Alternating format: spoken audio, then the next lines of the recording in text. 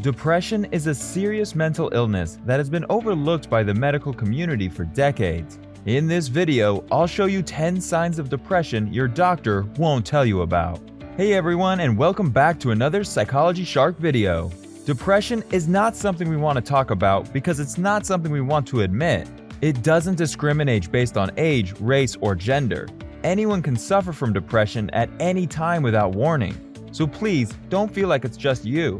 This video will show you some of the most common symptoms and how they affect us as people so that if someone close to you has these problems, you'll know what to do before their situation gets worse. Without further ado, let's get started. According to society standards, aren't you lazy for spending your Saturday lying in bed doing nothing while your chores pile up? Or antisocial when you skip your social plans because you don't feel like going out? Isn't it true that slacking off at work when you're tired is the same as being an unproductive employee? These are questions that people who suffer from depression have to contend with daily. Depression symptoms are often misrepresented as laziness, snobbishness, or negligence. But depression has nothing to do with laziness, a bad character, the devil, or anything else. When speaking of clinical depression, it's a pretty complex situation. But put simply, there's a chemical imbalance in your brain that's robbing you of your energy and making you feel bad. 1 out of 5 people suffer from mental illness. But do you ever really think about it? It's all around us every day. And we're in such a rush to get things done that sometimes we don't even notice the struggle someone else is going through. This affects not only those of us who have symptoms, but also their friends and family members too.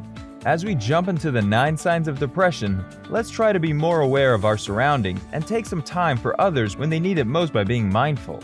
Number 1. A bleak future.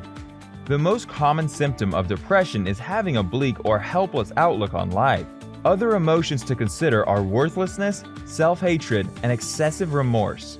What's the point? Or it's all my fault are 2 common repetitive depression thoughts. The idea that there's nothing anyone can do to change an unsatisfactory situation is known as helplessness. Helplessness is a feeling that one has no influence over a situation or its outcomes. It's often characterized by a lack of optimism, enthusiasm, and hope. If you're hopeless, you may have little hope of changing or succeeding in the future. Hopelessness is a strong emotion that can lead to a dark or depressed mood and negatively affect your perception of yourself, others, individual situations, and even the environment around you. Your interest in essential things, activities, events, or people may wane when you're feeling like this. Hopelessness has been related to poor behavioral, emotional, and physical health in numerous studies. So how do we get out of this first rut? I'm by no means an expert, but adopting a more positive outlook of life by practicing daily gratitude can help rewire your brain so that your new default is positivity. Number 2. Loss of interests. Depression makes it difficult to enjoy the things you used to enjoy doing. Another telltale sign of depression is a lack of interest or detachment from things you once enjoyed, sports, hobbies, or catching up with friends. Sex is yet another place where you might lose interest. Reduced sex drive and even impotence are common signs of depression. It can be challenging to adhere to an exercise schedule if you lose interest, but try to get some physical activity in every day.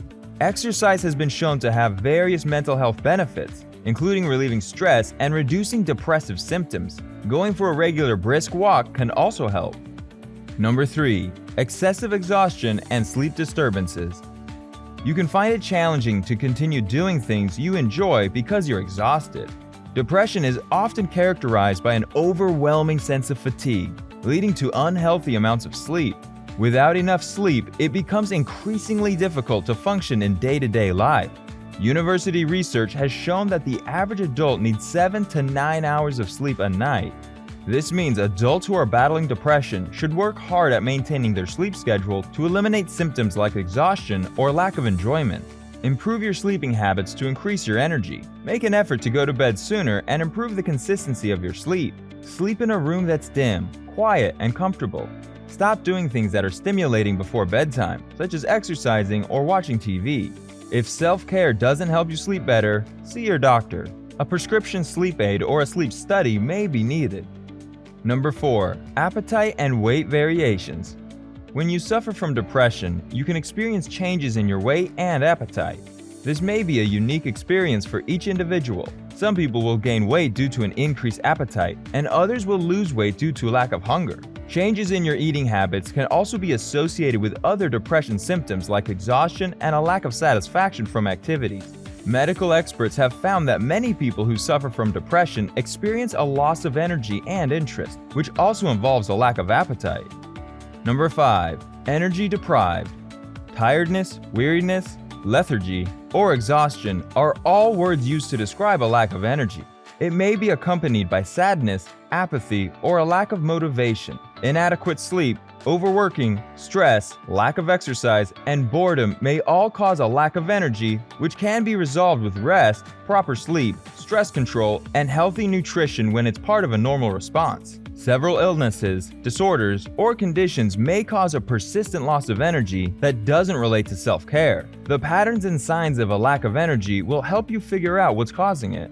It may be due to a lack of sleep or depression if it begins in the morning and lasts all day. It may be caused by an underactive thyroid gland if it gets worse through the day and is followed by dry skin, constipation, cold sensitivity, and weight gain. Shortness of breath and a loss of energy may be symptoms of heart or lung disease. If you identify with one of those situations, it would be good to pay a visit to your doctor to determine the root cause or causes.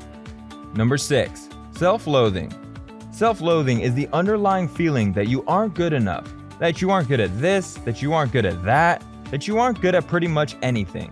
It can be subtle. For example, you can compare yourself to others on a regular basis, continually finding faults and putting yourself down with no clear knowledge that something is wrong.